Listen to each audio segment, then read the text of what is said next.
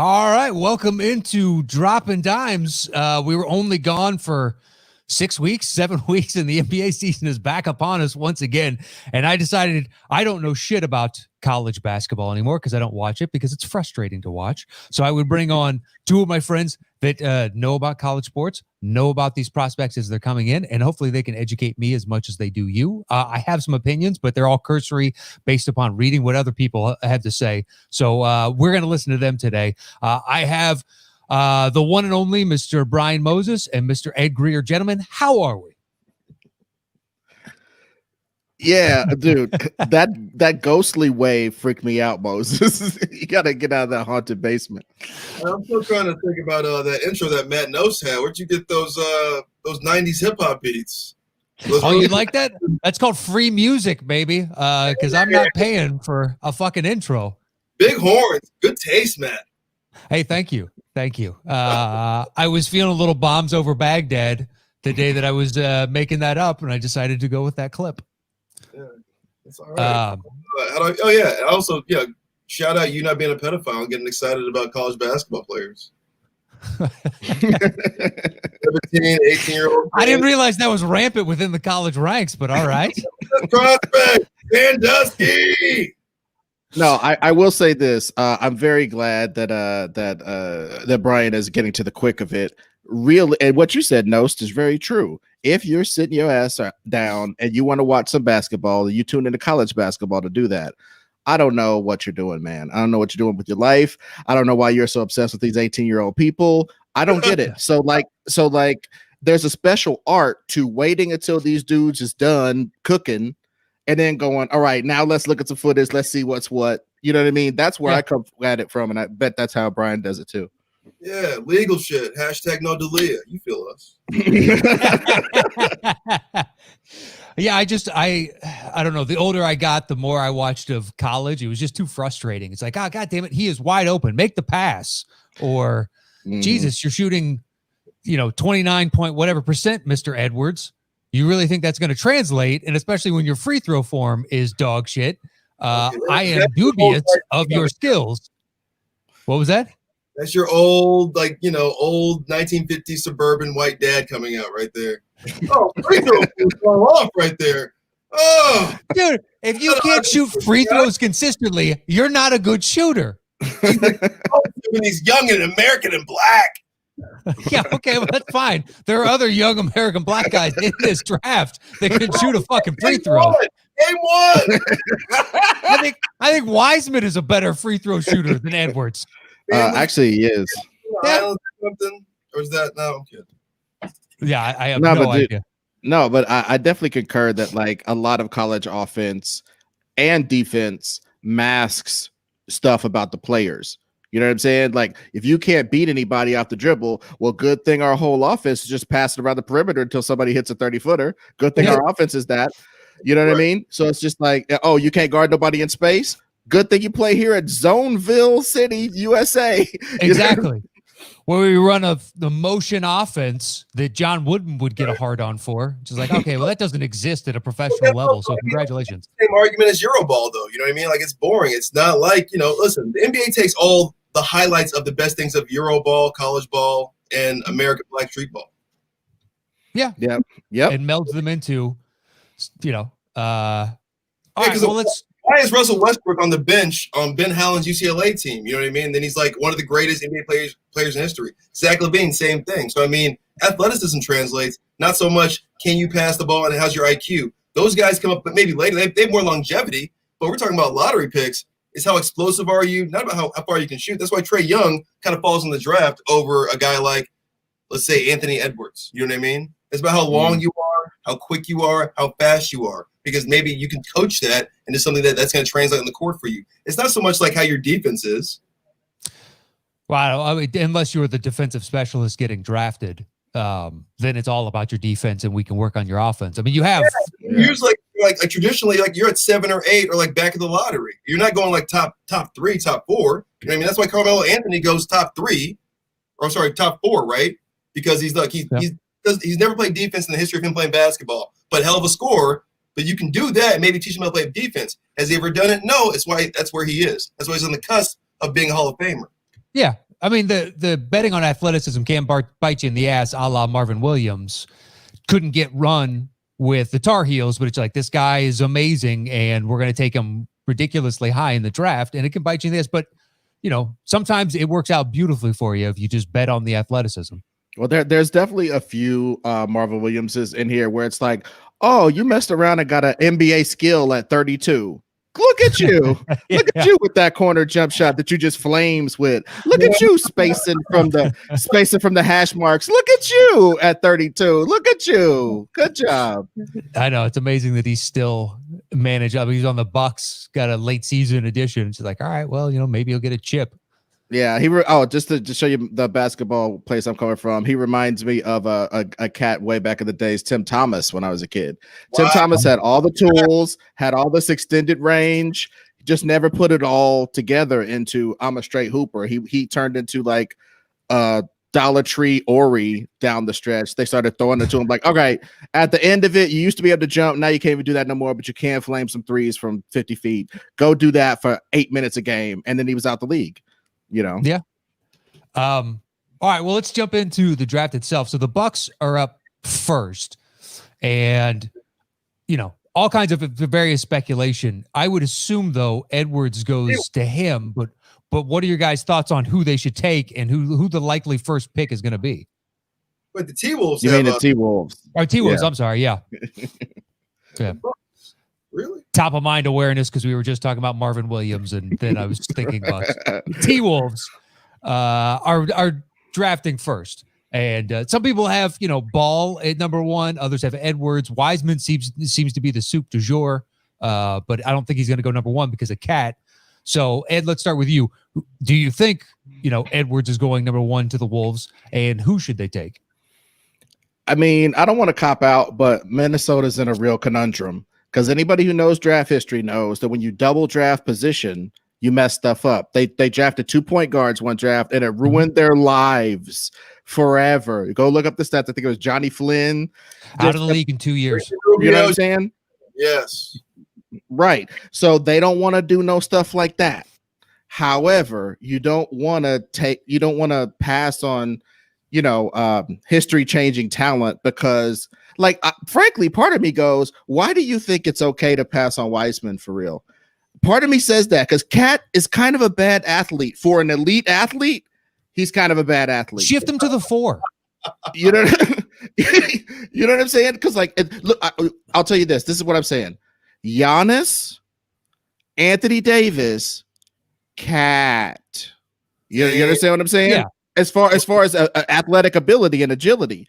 So why not cover up some of that? You can still get all those threes that he bombs and nobody can block it because he's officially become mega Rasheed Wallace at this point. Yeah. You know what I'm saying? So without the emphasis on defense, of course. So put Wiseman in there to cover up his stuff and just beat everybody's shit. Because straight up, all I'm saying is the candy ass guards they have are going to let everybody come in anyway. You might as well shut the door. Mm-hmm. That's all I'm saying. I like that a lot because then he becomes Bam Adebayo. You know what I mean? And then just let Cat be as lazy as he wants because he's going to clean up everything else. And he's young, so he's going to be active. You know what I mean? Unless he gets injured because he's young and skinny. But I like right. Yeah. I like one, but I don't think they're going to do Wiseman one because they feel like they have Cat, and Cat has feelings. Cat is he does. He's the awkward black girl of the NBA. You know what I mean? He's got some feelings. He's insecure. So you don't want to put that guy there because it's going to you're replacing me. So you get Anthony Edwards because you don't have a 2 guard right now because D'Angelo Russell hasn't figured out he's a combo guard. He's not a point guard. But let him play point guard for a couple of years. Let Anthony Edwards go clean that stuff up. Let him be the crazy person he's going to be and flame out, or he's Jordan. You know what I mean? Or he's D Wade. We'll see. It sounds like the kid doesn't like to play basketball that much from what I hear. So. I have that ESPN article or whatever that came out, or was it SI? I can't remember, but it's just like, if I got drafted by the NFL, I would go there. I'd rather be a rapper. And you're like, okay, man. He's projected to be number one. He's crazy talented. Yeah, he could probably be the best running back or shooting guard in the league, but he wants to rap and be a brand. You know what I mean? So I don't know. Wiseman, of these top 3 projected, he's the only one I like. He's the only one I think has legitimate star ability. even though everybody was like, oh, the upside on ball is the highest. And I just don't understand because we've already seen his brother. Look, he plays zero defense. In his short stint, what was it, 11, 12 games in the New Zealand Basketball League, he was dead last in pick and roll defense. Dead last. Do you know what the NBA does a lot of? Fucking pick and roll. Yeah, I mean, yeah. 17, then 16, then he's played professional basketball a la Luka Doncic since he's been 15, 16 years old. So I don't know why you don't get a guy with experience because you know he knows how to play professional ball. He'll grow into his frame, man. He's 6'7". He's a point guard. You don't mess that guy shit up. But you know what the difference with Luka was? He could score. He could score from anywhere on the court, and he had a shooting form that was consistent. LaMelo Ball shoots from half court, and he can make it. I'm telling you, he's a Steph Curry with like 4 or 5 inches on him. Oh, dude, you're out of your mind. I wish I could bet you on that. I would bet you that doesn't come within 10 percentage points. Steph Curry, stop it. Well, okay, wait. Now Matt sounds like the guy who throws a rock at LaMelo's Ferrari, but there's got to be something in between. You know what I'm saying? Yes, sir. Because like I agree with one thing. I agree with one thing. Coming out of college, you would have never said, "Oh yeah." I agree with one thing. Coming out of college, you would have never said that that Lonzo's main NBA skill would be locking fools up. You would have never said that. He had good straight line speed, good straight up and straight down vertical jumping, and that was it. And he could shoot a weird shot that you didn't know was going to go in. That has translated to an actual for real NBA defender who got to pass it to everybody because he got one spot on the floor, that kind of not the corner three, but that kind of diagonal three on the left. From right there, boy, you better not let him get hot from right there. But all the other court is that cold symbol from 2K. You know, this is the blue area. Everywhere else, talk about from the free throw all the way in. So, and he was taken at the number 2 position in the draft, which is utterly ridiculous when you just described his skill set, which sounds like mid to late first rounder. And now his brother, who looks roughly the same, is in the argument for best player in this draft. And be like, look, can he pass? Yes, he's got beautiful court vision. He does. And his size makes him unique. I just don't think that's justifiable enough to take him in the top 3.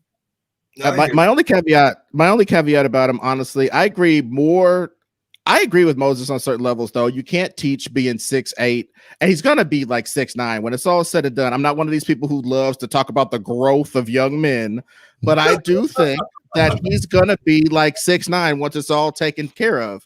And I think at that point, you make up for some of your mistakes being kind of slow by being rangy and being able to know where to position yourself. Magic Johnson hit himself forever just being like, hey, I'm over here kind of woo, you know what I mean? I think all I'm saying is I think if he showed any ability over there in the foreign lands, in the fucking foreign legions where he was at, if he showed any ability to like beat people shit from the weak side or like rip people consistently or dominate at any aspect of defense in that league, I would be okay with Minnesota gambling for him because I think he does a lot of the stuff that D'Angelo can't do. I think Moses is super right. Trying to make D'Angelo beat somebody from half court all the way to the cup is a fool's errand. Passing it to him after you've broken the defense down a bit, hey, that's magic. I've seen it with my own 2 eyes. Right. You know, him against a not set defense is kind of magic, but him against 4 guys looking at him is awful. All right. So we're saying Edwards goes first. Then it's a no-brainer if Golden State keeps their pick. They're taking Wiseman, right? Mm-hmm. So, you know, apparently as of today, the Charlotte has signed off that if LaMelo falls to them, they will draft LaMelo at 3, which is they could use any help. So I'm fine with them taking LaMelo at 3. There's not a whole lot there. And especially if they're still going to be in the Russell Westbrook sweepstakes. Yeah. I think he flourished in Charlotte. Well, I mean, he'll be the anointed next, so it'll be his team if he does get drafted there. Brandon Jennings, his rookie year in the first 2 weeks. I think he's going to kill in the first 2 weeks, and then he gets injured. So, which I'm not trying to put on him. I'm saying, like, that's usually what happens usually to young kids who come out killing it, himself included, even in Australia. You don't see him more of a Michael Carter Williams, drafted on a dog shit team, and you win Rookie of the Year because you put up good numbers in just garbage. Okay, it's not just Michael Carter Williams. Mike Miller also, okay? If we're going to be talking about Rookie of the Year who fucking were on dog shit teams. I'd still take Mike Miller over Michael Carter Williams. Well, Mike Miller has a provable NBA skill. This whole jack of all trades bullshit in the NBA, that's why I love these guys as we start to go through more of the guys. I love these people who are just like, this dude is 6'7". He's slow as your white dad at the rec league, but he can shoot from this spot, this spot, and this spot. And nobody can stop it. Nobody can stop it. A lot of specialists. All right, so those are in some order, those three are going off. And then, as others have pointed out, the draft really begins at 4 with my Bulls. And I've heard 15 names floated in this spot. Right. Patrick Williams, what do you need? Israeli kid, Denny, Obi Toppin. Okay, Moses. Can I be the one to say that if they pick this, if they pick this Denny Abdia guy, somebody's gonna pay for picking that guy, dude.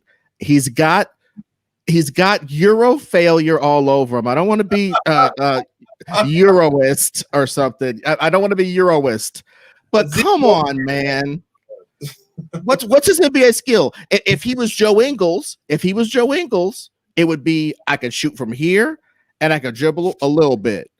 He could dribble a little bit, but I don't know anywhere he's deadly, and he can't shoot free throws, which is the analyst stat guy's way of saying that you can't shoot. He shoots like 55%. Yeah. That's the analyst guy's way of saying you can't shoot.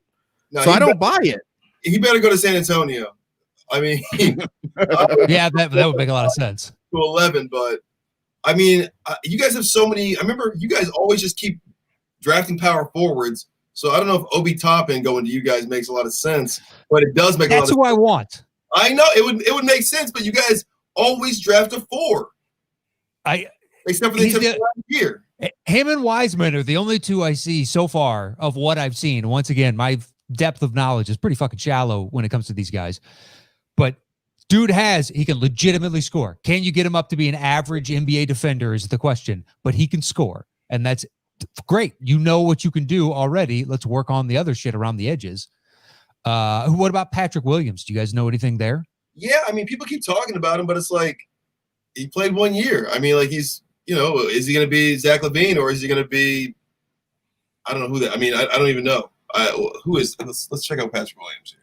Well, I mean, from my cursory research on Homeboy, what he did was the classic dopeness. The classic shit you could do is keep your sample size small. Right. He came off the bench, so he comes into the game. He did a rondo. He said, look, I'm going to keep my sample size real small. I'm going to play my ass off while I'm out here, but I'm going to keep it real small. I'm not going to learn most of the stuff I need to stay out here, but they're going to put me in as an energy guy, and I'm going to flourish in that role. And that's what he did. He can guard people in space at a real 6'8". Okay. And that's important. Draymond been getting over doing that for 7 years, even when he can't shoot. Even when he can't actually shoot, the years he can't actually shoot, which is the last like 3 or 4, he's still hella valuable because in space, 6'7", 6'8" to 6'10", he got you. He's like this. It's a big deal. His comparison right now is like OG Anunoby or whatever. So I mean, maybe you're getting that at 4. Yeah, but 4 years later, OG is finally turning into OG, which is fine. But you're not gonna at 4. You want somebody that can actually provide, something now. He doesn't have any injury stuff, though. That's a big deal about him. He has no injury jazz, no weird stuff on the physical. And I think he can get to that mid-range J and elevate, kind of like, I don't want to overstate it, but kind of like how Kawhi makes his whole living off of giving him like a 15-foot J. Yeah. Patrick Williams, as a very small sample size, can do that and move in space. So people are just like very impressed. I mean, what do you guys need? What's that? What do you guys need? Like, what do the Bulls need? Basically, we need to find a home for Levine. Right. Just because he's on a different timeline and he could really actually help with the championship team if he's second or third banana. Right. He's not an alpha on a legit team. So we need to basically ship him out, figure out what we're going to do with Markkanen and Wendell Carter, use that as our foundation and build around them, and Kobe White. Those are our three guys. But now they're talking about potentially shipping out Wendell Carter and the number 4 to Golden State to go move up, and I assume to get Wiseman. Right. Okay. And then that shift Markkanen over to the 4, and then you got Kobe and be like, okay, I like that as well, because Wendell Carter's got injury problems thus far. But yeah, I think those are our three guys, and everybody else. So you're getting rid of Levine. What's that? You're getting rid of Levine. I think that he would be better served on another team. Okay. So if you're not keeping Levine, are you guys going to go get a combo guard or a shooting guard? I don't know. It's a great question. Right now, Levine is on the team. So you would get Denny, that kid Denny. Is that what but he's up with the Markkanen and then just like have this? But everything you guys are saying, all that I read was that he's kind of good at this and he's kind of good at this. He's like good at 6 different things, but what is he excellent at? Not a damn one of them. Turkoglu, bro. Get you okay. Okay, but I want to get Turkoglu at 12. Right. Not right. at 4. Right. Well, how many picks does Chicago have? Just I don't want to do this on every team because I literally don't know how. So I think there's a few teams that have like 4 picks. Like the Celtics have like 4 picks. Well, They're definitely not going to pick all of those picks. Yeah, we'll be doing this for OKC in a couple of years, and it looks like New Orleans now after their ridiculous draft haul for Drew Holiday. Right. God bless them for it. I can't believe they paid that much. But if they move off of Wendell Carter Jr., who was supposed to have some flashes of being able to shoot as well as being an NBA caliber defender, he was supposed to be Al Horford in essence. Right. So if the Warriors are willing to take on that and kind of bring him along slowly some kind of way, and they whiff on Wiseman and you guys can get Wiseman, I would say do that. I don't want to sound too old, but I would say do that, because if you have a dude who can erase because you guys' defenders up front are terrible. Your power forward can't defend. Whoever that is, your power forward can't defend any of them. And your boy Otto Porter can defend what he wants to, but he don't want to play anymore. Strong. My boy, he's not. No. Anybody wants Otto Porter Jr.? We're having a fire sale over here. I'll take pennies on the dollar because I'm not buying that. That was our free agency move by making a trade for him. I understood why they did it. I still didn't enjoy it, but. All right. What do you do? So you go to Wendell Carter Jr., right? And then what do you get? Like a back? I would take Wiseman. Okay. I think he's the no-brainer. If we can't have him, we stay at 4, Obi Toppin, even though he's kind of redundant, but at the same time, it's like draft best available and figure it out afterwards. It's not like we're a championship squad. Yeah, go get Sean Kemp. Why not? Hey, it's Sean Kemp / Stoudemire. If you gonna lose, at least lose with some dunks. Yeah, well, and 13 baby mamas. Thank you, Kemp. Right. He's probably more like Kmart, really. He's probably what? More like Kmart. You think so? Yeah, he's got a lot of Kmart. Yeah, Kmart could never really stretch though. Homeboy could shoot a little bit, but I do agree that he's like Kmart. I think Kmart had a longer wingspan, because you notice how you look at the draft profiles. Everybody who doesn't supply their wingspan, that means your wingspan is trash. And that dude can barely put his hands in his pockets compared to these big, long, these giant human beings. I think Obi Toppin has a low wingspan, but that makes his dunks all the more incredible.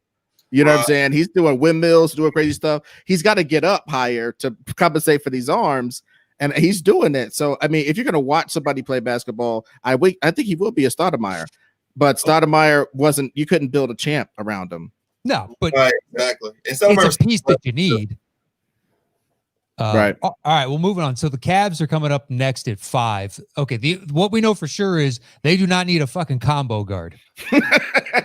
It's the only thing we know they don't need. Now, Andre Drummond has opted in, surprisingly, to the ridiculous money that they're going to have to pay them. No, there is no trade market for Kevin Love, so they still have him. But that being said, they only really have the combo guards, and everything else is kind of fungible. So who do you guys like for the Cavs? Moses, we'll start with you this time. I like Patrick Williams or I like Isaac Okoro. I think they need some length at the 3 because they don't really have a 3. Okay. Do they have a 3? I mean, no, not for the future. Right. Yeah. So then, yeah, go get Pat Williams from Florida State, or go get a Coro kid that's kind of creeping up the board right now from Auburn. From Auburn. Yeah. Mhm. All right, so he's 6'6", 225. Mm-hmm. Let's see. Doesn't seem to be that great a scorer, but once again, I haven't really watched it. No, I'll tell you. The thing is, he's you know how they be like, he's a dog. You know what I mean? Yeah. That's it, man. Yeah. But I like that. It's, he gives a shit and he tries. So that's better than Anthony Edwards going, I could do this or that or the other and be like, if you're going to be a potential number one, man, I just need you to say I eat, breathe, and sleep basketball. Right. And this kid does. It's a Coro kid. So, you either get funky with Coro, or you stick to the script and get Patrick Williams if he's available. Or we'll get Obi Toppin. Ohio kid. Keep it in town if he's available. Yeah. And they would fit with what they do or what they need. That's the most likely scenario, I think. And I think certain draft boards were saying that like it was a no-brainer. But I think we went through the progressions. We were like a quarterback. We went through the progressions of what they might do. And, I think they'll end up on doing the Toppin thing or the Abdia thing. The Toppin thing or the Abdia thing is what they're going to do, because I really think that they think they need a unifying force to tie all those guards together. You need a glue guy. And me and Moses, or probably you now, after you're convinced by our speeches, Okoro is a guy who cares. And even if there's 3 or 4 little punk ass guards out there, you still got a chance on defense because he's everywhere. Right. And that's a big deal. Yeah. I mean, it's something you can't teach is motor, just the will to want to do those things. So who doesn't love that from somebody that's going to be playing that position, especially, which in today's modern NBA, there is nobody, truly, there's very few go bears. So we need guys that can kind of roam around and guard perimeter all the way down to the paint. So if you got somebody that's willing to do all that, that's a plus. Mm-hmm. Like Tony Douglas. Like Tony Douglas. All right. So coming up next after that is the Hawks at 6. I've heard all kinds of different things. I hear they're getting rid of John Collins, aren't they? Are they trading John Collins? I mean, as of right now, like they're in the potential Rondo. They want to sign Rondo. They want to make trades with all kinds of different teams. I'm not entirely sure what they do. But I mean, they can use anything. I would say a 3 or a 4 for them. I'm still not a big believer in Cam Reddish. Maybe it's still kind of early to get on him. Fairly early in the Cam Reddish sweepstakes. He's a shooter. That translates. I leave him alone for a second. Yeah, it's hard to and the offense isn't built entirely around Trey. So to try and find your place next to him, it's going to take a little time. Well, this is where I start shilling for my sleeper pick, the one that I think could come out of nowhere and be picked way too high, and that is Jaden McDaniels from Washington. He's one of these children of Durant that everybody falls in love with. He's more like a weaker Brandon Ingram, but with more explosion. Wow. So just imagine how intriguing that would be to somebody. You're technically even weaker than Brandon Ingram, but you are actually explosive off of 1 and 2. So you're up here above the rim by the time they realize you're a punk, and you're already dunking on them. You know what I'm saying? And he can shoot over anybody. And he fell in love with that, which is why people started sending him to the bench. He took horrible shots. He was really like, you know what I'm saying? He took really horrible shots, because when you look at somebody and they look like a chair to you, no matter if they're trying their hardest, no matter if they're closing out their best, you just look at them and you're just like, I'm 6'10" and I'm going to jump high and I'm going to fade. So you're not even here. So he would act like that all the time and take these ridiculous shots to take out the game. But in the NBA, that's rewarded. And when you can get hot doing stuff like that in the NBA, that's a good shot. And I just think, No, those Washington kids, they always seem to go high too. Yeah, dude. I think what Atlanta needs is, check this out. You got Trae Young, who you're always going to have to hide. Yeah. So you put Cam Reddish out there at 6'8" as basically your shooting guard. You put this kid at 6'10" as basically your small forward, or put DeAndre Hunter there. Maybe you hope he becomes like bigger so that he can play the 4. But even if he doesn't, you got long, rangy guys to make up for because he was hell on the weak side block. So imagine you're playing him at 2 maybe, and this little skinny punk at 2 is coming over erasing stuff from the weak side and making sure that you can't take advantage of Trey. Meanwhile, DeAndre Hunter is guarding somebody good, and Cam Reddish is guarding somebody else good on the other team at 6'8" and 6'9", or 6'8" and 6'7". Yeah, I mean, You know what save I mean? for Trey Young. That's the Lakers formula this past year. We have a ton of length. Every one of our starters is super long, and it makes it difficult to pass, and we can cover a lot of ground. It's like, yeah, that can be a recipe for championship. If that person is a skilled player, that's deadly, is all I'm saying. Because they could pick Precious Achua, but he thinks he's like that. Yeah, exactly. They go get Precious Achua. I was like, it's almost like you're describing him. I'm like, this sounds more like Precious Achua. But Precious is gonna play 4 or 5 though. He's not gonna be that guy that you could just be like, you could play. Like, remember how they used to play Durant at guard because they didn't know what to do with him? He was too weak to play every other position and not quite good enough on the ball handle to play point. So they was just like, you a big ass guard. And they kind of started getting somewhere with that. And then, we know what happened. Yeah, they rightly said, this seems like a waste. Yeah, his comparison is like Gerald Wallace, they're saying. And I can kind of see it. I mean, his shot's not really Precious? Yeah, for Precious. Okay. I'm saying, something like that, which basically what Cam Reddish is supposed to be Gerald Wallace. But if he's going to be more of a 2 guard, like you're saying, well, then, yeah, go get Precious over there to kind of bail him out. He's fast. That's another thing. His NBA skills are very fast and lots and lots of motor.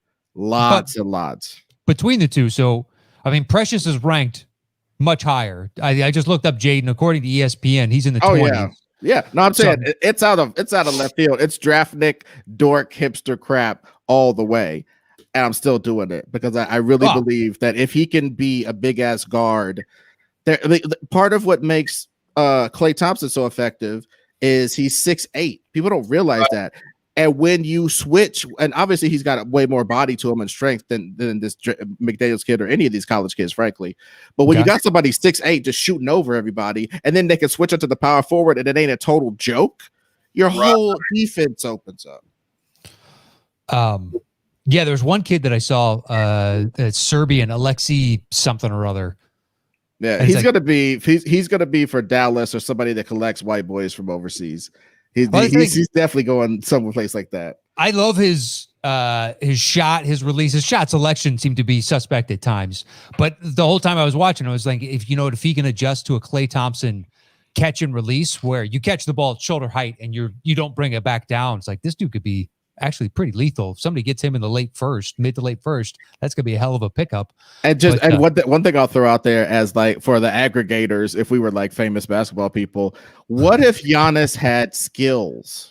What if Giannis had actual skills? Because when you very first saw Giannis, his nutrition was bad. He was a baby deer. He wasn't yoking on everybody. Yeah. He started out as like 6'8", 6'9", point guard, like an Isaac Bonga type. If you had seen Giannis at the beginning, he reminded you more of Isaac Bonga than Gobert or any of these guys. He was just like kind of slow, kind of didn't know what's doing. If you gave this Pokashevsky kid some damn nutrition and didn't make him have to play every day or throw him to the Wolves on some team and make him, do the wheel of pain like Conan, whatever you need to do with him. But I just think Giannis with skills, because I love Giannis, Lord knows I do. But if he could shoot a 15-foot jump shot, we wouldn't be having this conversation. If he could shoot a corner 3, we wouldn't be having this conversation. We'd be talking about the Bucks being the champs.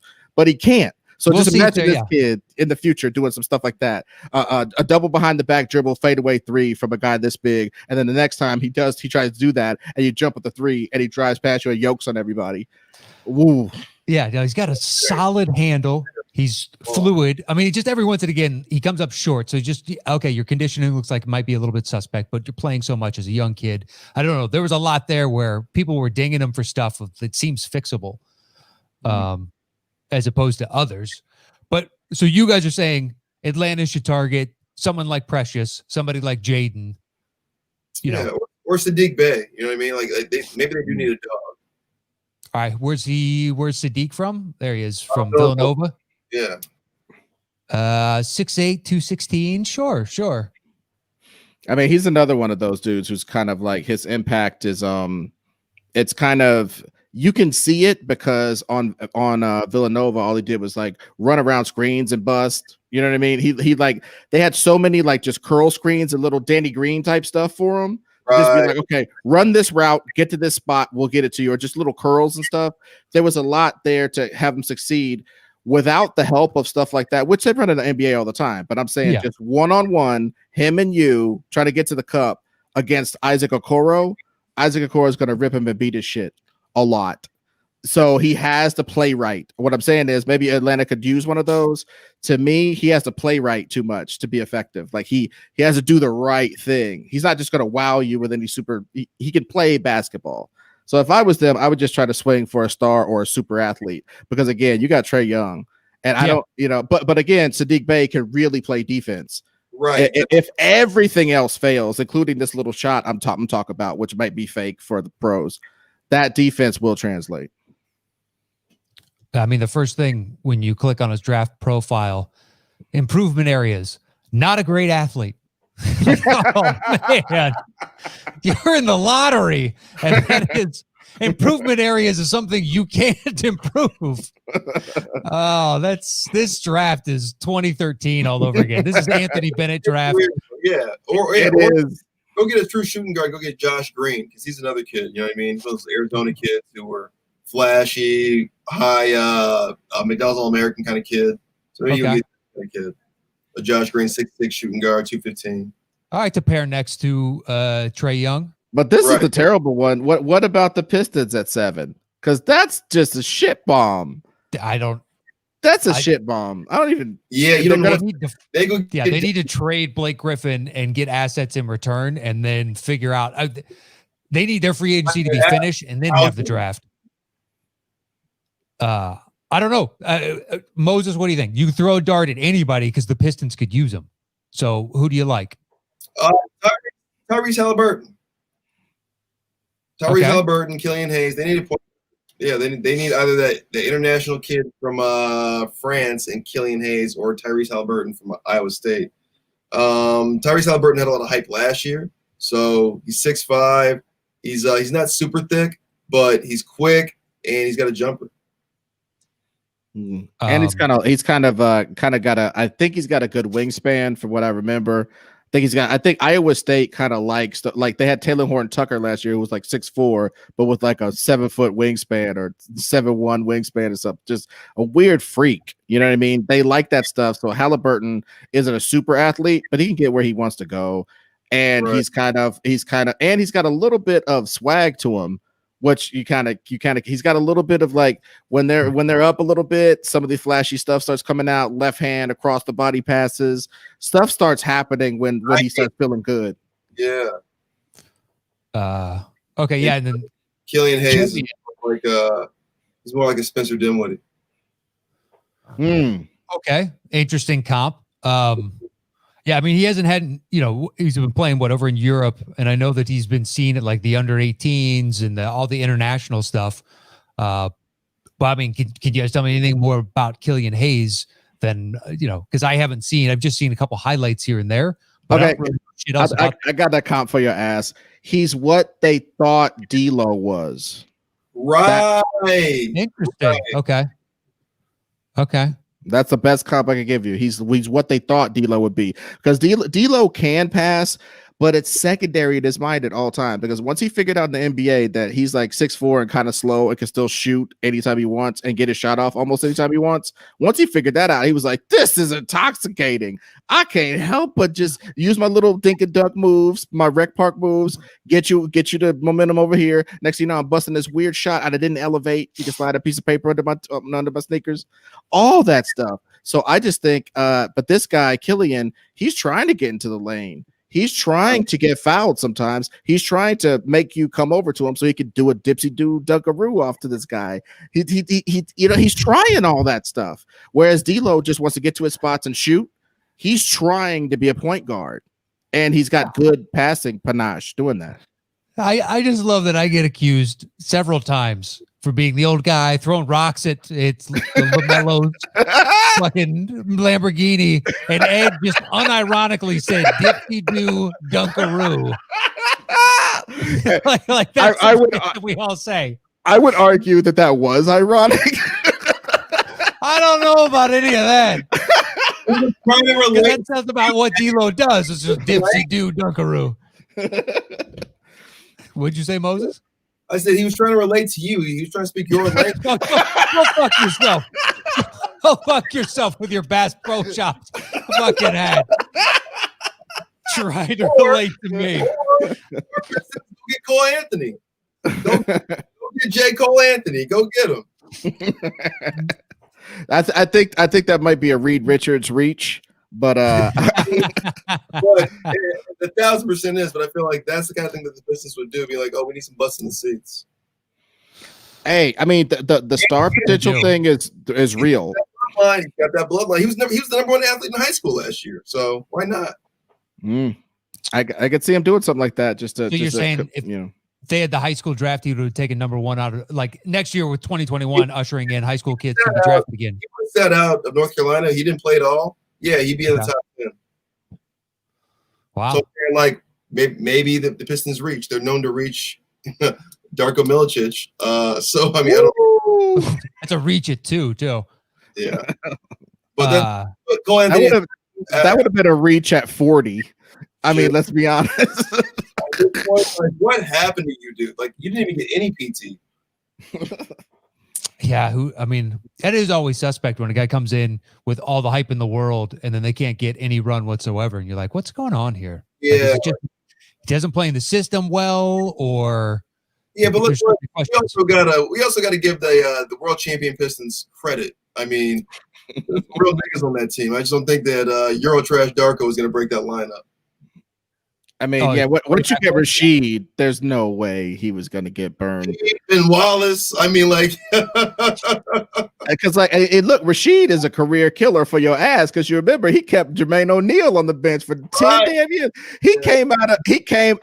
He went to Indiana in a wheelchair and had an all-star career, but after spending 7 years on the bench behind Rasheed Wallace, because he just learned so much in practice, getting his ass whooped, he became an all-star himself. After being in the league for 7 years and nobody even knew he could play. That's crazy. Anyway, but yeah, the Pistons, they need somebody. That's why they gave that promise supposedly to Patrick Williams, because they just need somebody exciting and multifunctional. Right. Okay. Oh yeah, they can use legitimately anything. Right. So any positive pick, even if it's a reach, like in this draft, I don't know that you can technically say that anybody's a reach, because outside of those top couple guys, there is no consensus on anybody. So get someone who you think is going to be a legitimate, starter for you at the very least for the next 5 to 8 years. It probably should be a guard though. Like, but when Moses was saying, they got like guys like Dembuya who, like, on 2K, boy, you can really get Dembuya going on 2K, but in real life, the controller's fucked up or something. Well, moving on to another team with fucked up controllers. For the past, 15, 20 years, the New York Knicks. Here's another one where, they still need a point guard, even though they have point guards galore on their roster. I mean, they're set at old man power forwards, but those guys shouldn't last long. So maybe, Kevin Knox isn't going to translate long-term for them. They really only have two young guy positions in RJ and, Duncan? Or not Duncan Robinson. What is their center's name? Mitchell Robinson. Outside of those two, I think that they could take a piece anywhere. Anybody, because Kevin Knox is Kelly Oubre if he's even that. I would take Oubre. Because then I'm like thinking, do you take Isaac Okoro, because that's kind of the same position? So I don't know if you get that, but you do need a 2 guard there, so maybe you do get Isaac Okoro there. Or go get point guard. You go get Kira Lewis. Go get Tyrese Halliburton if he's available. Go get the kid from Arizona. I was just talking about earlier. Oh, Josh Green or somebody like that. Yeah, they're gonna mess this up, guys. They're definitely gonna mess this up. And I think probably what they might want to do is just double down on power forwards again and pick Obi Toppin if Obi Toppin is there, they're gonna sell if he's there, they're gonna sell themselves in the fact that they got the new Stoudemire and do it. And if they don't do that and they don't pick the Euro guy, Devin Abdia or whatever, I think just think about it. They've drafted so many guards. Their fan base is going to murder them if they come back with Killian Hayes, Theo Maladon, what's his name, your boy Halliburton. Any of these guys come back in the draft, they'll technically be the good pick, but their fans will kill them. So I mean, yeah, I don't know, man. What about what's his name, Devin Vassell or Jalen Smith? Because Devin Vassell is 7'6". Yeah, so Jalen Vassell's from he's a teammate of Patrick Williams over in okay. Devin Vassell, I see, from Florida State, 2 guard, 6'5", 180. That is lanky as fuck at 6'5". Yeah, these guys have been eating. They've been eating. It's the quarantine. A lot of these guys have, they always say they gain 15 pounds, but there's verifiable sources like, take the Zoom camera, put it on the scale type sources that are saying a lot of these guys have come up about 15, 20 pounds because of, Jalen Smith, 6'10", 220 right now. I mean, I'm a big Jalen Smith fan in regards to the fact that I think his top end is all those 4 and 5 guys that could shoot. His top end is all of those guys, and right now he can shoot. The college three, he always shoots the NBA three. All the kids make sure they shoot the NBA three. They don't want to get mistaken for some punk. So they all shoot the NBA three. He shoots NBA threes, dude. He shoots them smoothly. He doesn't get ripped on the way up. He does get pushed around. And I think as far as Knicks fans, because they got a new brain trust in Leon Rose, if they take another guard, they take another power forward or whatever redundancy that they end up creating, I think the fans would be more lenient because it's a new brain trust. And Leon Rose knows talent. At least he knows how to align himself with talent. Mm-hmm. So, and he's wisely not running out to give anything and everything to get Russell Westbrook. Yeah, they're one of the 3 teams now rumored potentially going after Westbrook, but they've wisely said, we'll take him, but not at any cost. And one last asset. They have an 18 dude. I think Julius Randle makes $18 million, and he's locked up for, I think, the next 2 years, next year as it expiring. I think the next year his stuff expires. So you got $18 million in a trade. That's halfway to Russell Westbrook, baby. Yeah, I'm sure they'd be happy to give up Julius Randle. It's whether or not Houston wants to take him. Right. Although the fact that they got 2 first-rounders for Covington, who I like, but it's like, wow, 2 first-rounders and back-to-back. Good for you from Portland. Wing defense is as important as shot blocking was in the 80s. In the 80s, if you could beat shots, you were kind of better than a wing defender. Now it's the total opposite. Yeah, just crazy that between him and Drew Holiday, like it's bananas what guys are going for right now. But anyway, neither here nor there. So we're all in agreement basically that the Knicks can improve in a lot of spaces, but center and basically RJ and Robinson are their only real pieces going forward. Everybody else can be moved aside for someone to, bring in somebody else. Go get Denny. Go get that Denny and Videa. That's so Knicksy, man, and that's definitely going to happen on some level. I think that could definitely happen. Yeah, that's their thing. Yeah. All right, next up is the Wizards. Another team where I'm not entirely sure what exactly their goals are here. Okongwu, I've heard, floated for them because he's got a fractured toe, so everybody's now worried about his health, and he's going to drop the draft. I don't know if they need a center per se because they got Hachimura, unless they're going to shift Hachimura to the 4. Could be. But what do you guys think for? Go ahead. John Wall ain't coming back. Go trade John Wall. Give him to Houston. Go get a point guard. Well, that's going to be, if they do that, it's going to be Russell Westbrook coming back. Yeah, I don't know. I don't know what they do. Honestly, Washington, there's so much shit you got to do. I mean, they had a small forward. I mean, like the whole Otto Porter Jr. of it all, the whole Kelly Oubre of it all. They've never really had a 3. So maybe this is where you got Toro because he's not going to take up too many shots. Yeah, that's true. Especially if Wall is going to come back and play. And, I read a report where he said he was initially taken aback by the fact that the GM is saying that they're building around the future of Bradley Beal and not him. And then he came to the realization of like, yeah, I've been hurt and he's now an all-star, should have been all NBA. Like it makes sense that they would say that, but still he has to readjust, but he's going to trying to prove that he's still John Wall. So there's not going to be a lot of shots for anybody not named Beal Wall. Right. Yeah, I don't know. I think they definitely need a glue guy, and that person should be a small forward, somebody like a Coro who can make up for if John Wall doesn't want to play super great defense that day, which is a lot. You can just sort of sick him on people, like to rest the legs of both Beal and Wall, just sick in a Coro or even Devin Vassell if he's available here. Just sort of these like sort of long, in Vassell's case, active guys who don't need the ball all the time. Mm-hmm. That seems to be what they might want to do if they're going to try to trot out Wall and Beal for a while to build each of their trade values, most likely. Yeah, Beals will be a year away from the trade, but if anybody wants to take Wall right now, they could have him taking on an average $44 million contract over the next 3 years, but at least it's only 41 and change this year. Wall is looking like that couch with all the bed bugs in it. You know what I mean? Like that's what he's looking like right now. Even though you saw him in those open gym stuff. You know, he was explosive. He was dunking on people. He was running around. You know, those hype tapes. At the same time, it's like this dude is a world-class athlete, and he somehow slipped in the shower and tore his Achilles. So somebody's lying to me, or he's somehow not a world-class athlete. I'm not sure, but yeah, Washington. So then to close out the top 10, we have now becoming one of the more intriguing teams, the Phoenix Suns, which is kind of crazy to say that. They need help, obviously, I think at the 3-4 area just for more depth.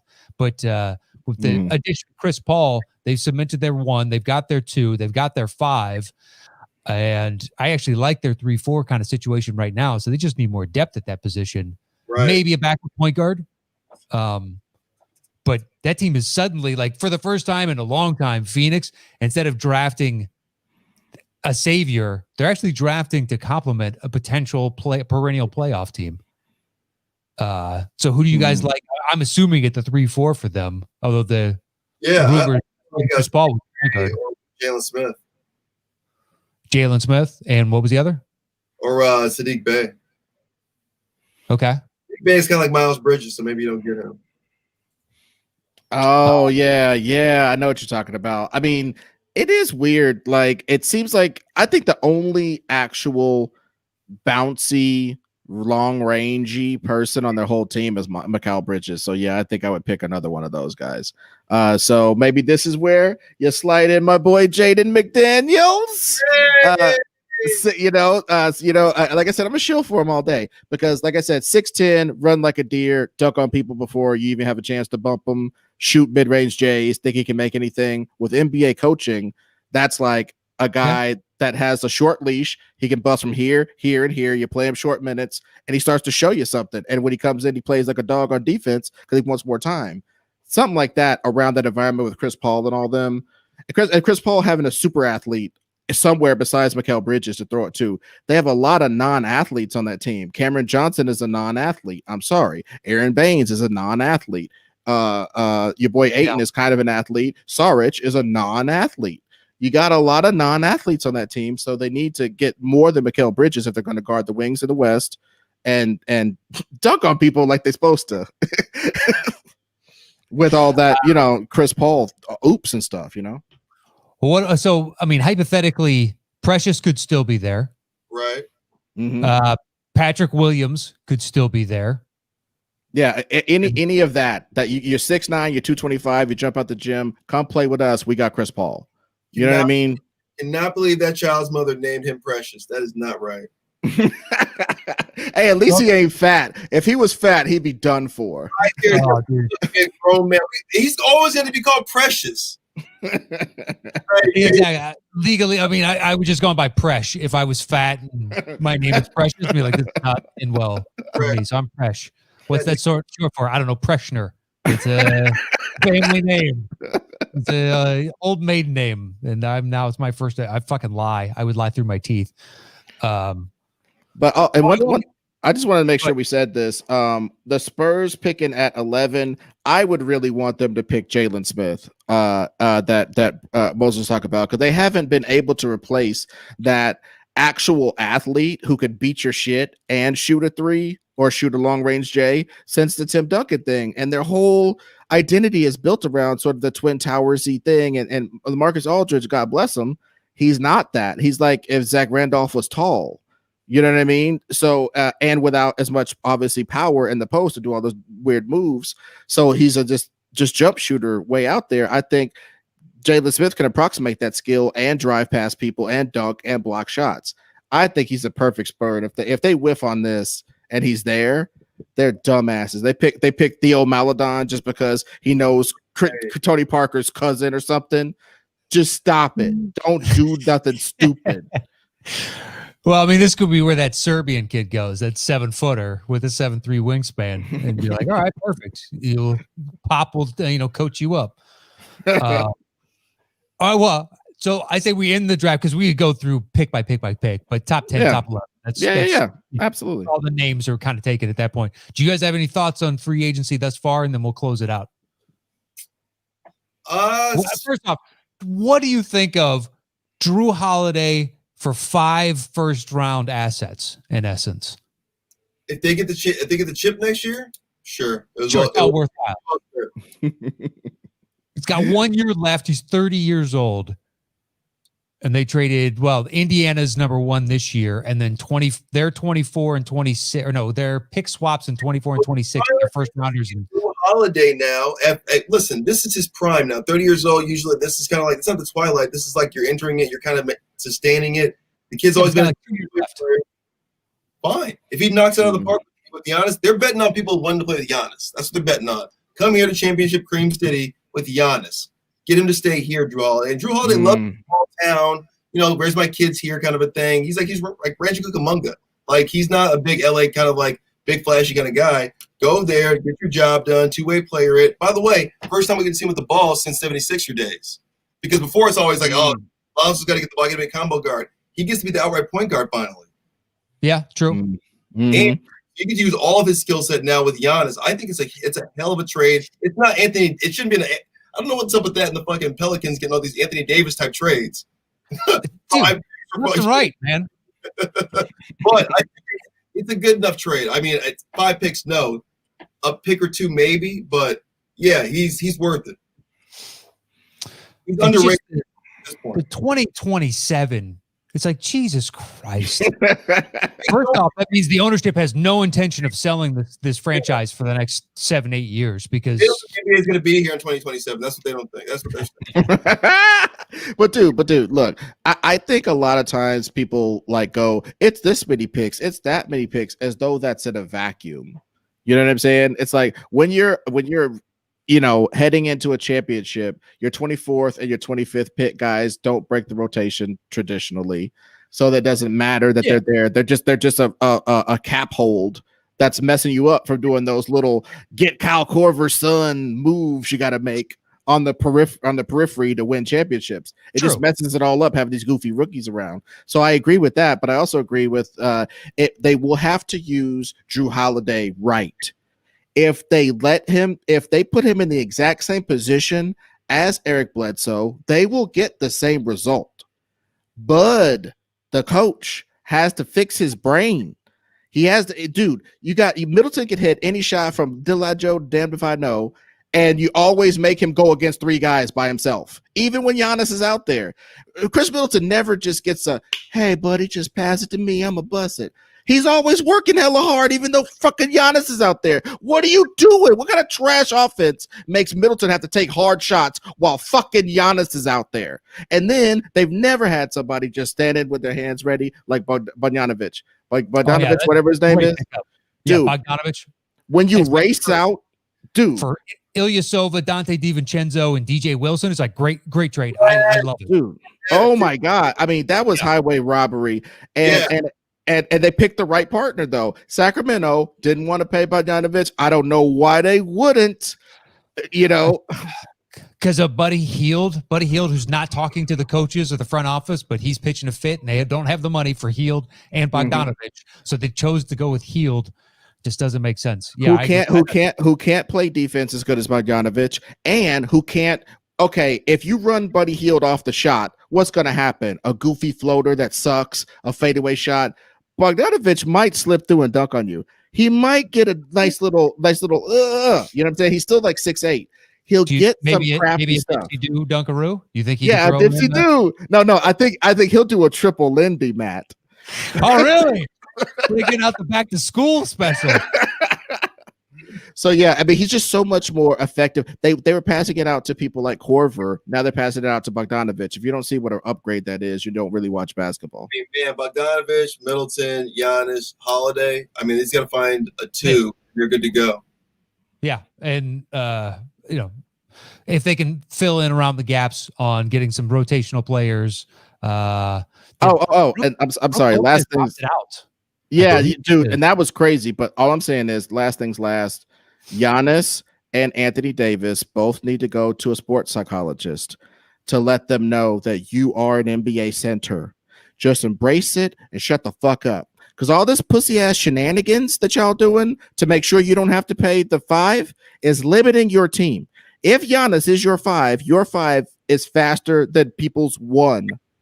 Yeah. Just play that way, stupid. Have somebody at 4 who's athletic and can shoot a little bit, and just run. Let's go. Don't do this big chunky stuff. And I know they do it because Giannis is conditioning. I'm a fat dude. I have never been in as good a condition as Giannis in my whole life. But I've seen it with my own 2 eyes. Giannis will get 2 breakaway dunks and say, "Oh, coach, I need to take a break." I see it all the fucking time. I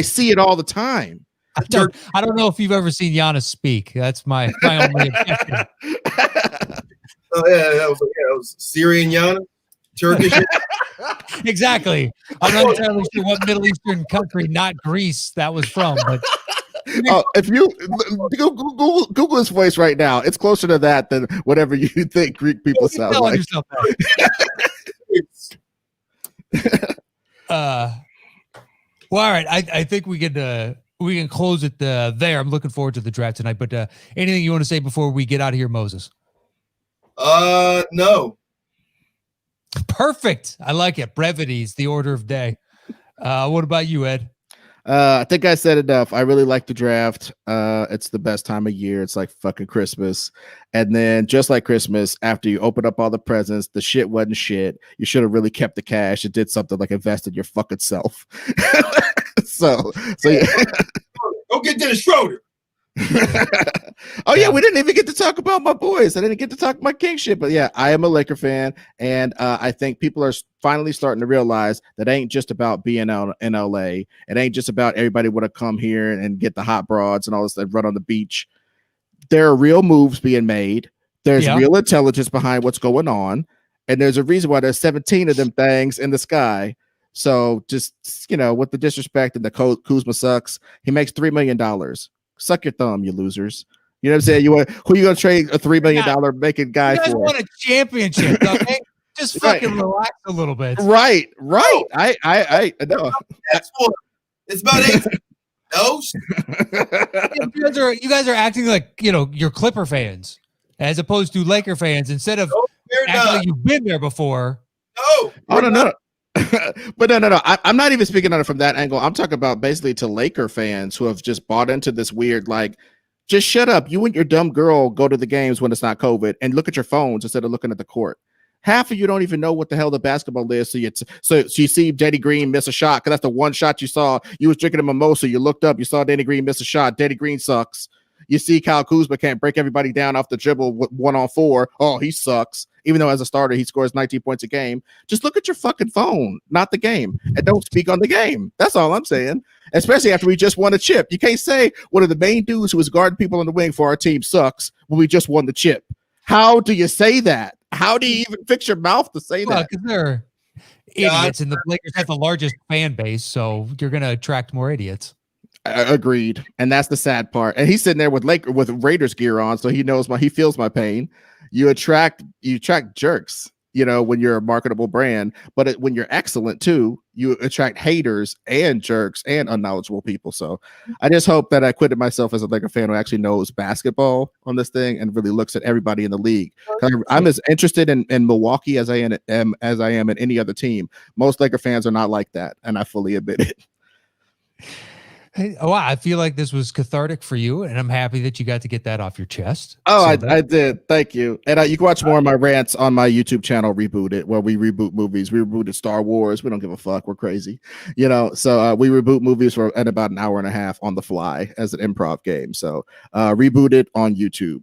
So check it out. But thank you so much for having me on. No worries. Hey, follow him at Ed Greer Destroys and at Real Brian Moses. You can follow me anywhere at Mad Nose. Thanks for tuning in today's draft special. Once we get closer to the regular season, Dimes will be coming back every Wednesday, but we wanted to bang this out just because why not? There's free agency, there's draft. It's time to start talking NBA basketball again. And can't wait. So I will see you guys in the very near future, but enjoy tonight's draft. Stay safe out there, and I'll be seeing you soon. Adios. Thank you.